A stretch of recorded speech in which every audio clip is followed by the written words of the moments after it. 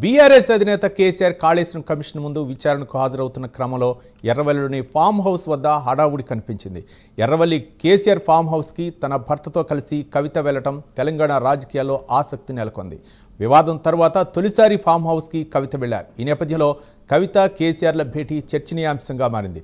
మరోవైపు ఆర్ఎస్ ప్రవీణ్ కుమార్, కేటీఆర్ కొడుకు హిమాంష్ కూడా ఫామ్ హౌస్కు చేరుకున్నారు.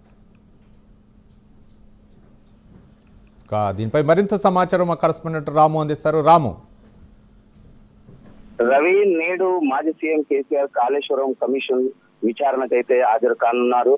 ఈ నేపథ్యంలోనే మాజీ మంత్రి హరీష్ రావు, ప్రశాంత్ రెడ్డిలు, అదేవిధంగా పల్లా రాజేశ్వర్ రెడ్డి కూడా కేసీఆర్ తో పాటు ఫామ్ హౌస్ లో ఉన్నట్లయితే మనకు తెలుస్తుంది. అయితే ఈ రోజు ప్రత్యేకంగా చూసుకున్నట్లయితే ఎమ్మెల్సీ కవిత తన భర్తతో కలిసి అయితే ఫామ్ హౌస్ కు చేరుకున్నారు. ఆమెతో పాటు రాజా రవిచంద్ర, ఆర్ఎస్ ప్రవీణ్ కుమార్ కూడా ఫామ్ హౌస్ కు చేరుకున్నటువంటి పరిస్థితి ఎమ్మిన ప్రాంతంలో.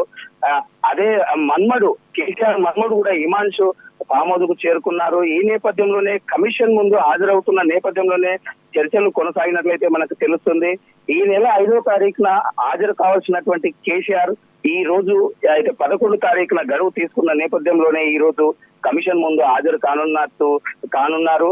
దీంతో తన ఫామ్ హౌస్ నుంచి అయితే నేరుగా మరికొద్ది సేపట్లో అయితే కేసీఆర్ బయలుదేరున్నారు.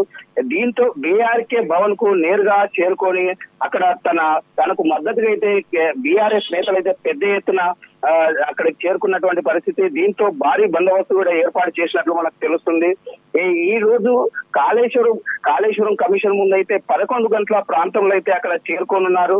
ప్రధాన ప్రతిపక్ష నేతగా అయితే కేసీఆర్ తొలిసారి అయితే కమిషన్ ముందు హాజరు కానున్న నేపథ్యంలోనే ఈ యొక్క జిల్లాలో అయితే హాట్ టాపిక్ గా కొనసాగుతుంది. కాళేశ్వరం ప్రాజెక్టుపై కాంగ్రెస్ ఏదైతే చేస్తున్న ఆరోపణలు తిప్పికొట్టేందుకే ఈ యొక్క కేసీఆర్ అయితే అన్ని విధాల ఆధారాలతో ఈ రోజు హాజరు కానున్నారైతే గులాబీ నేతలు అయితే చర్చ కొనసాగుతుంది. ఈ నేపథ్యంలోనే అక్కడ ఈ రోజు ఎమ్మెల్సీ కవిత కావచ్చు, తన భర్తతో పాటు హిమాంషు, మాజీ మంత్రులు కూడా అక్కడ కేసీఆర్ తో పాటు వెళ్ళనున్నారన్నట్టయితే మనకు తెలుస్తుంది. రవి. Thank you Ramu.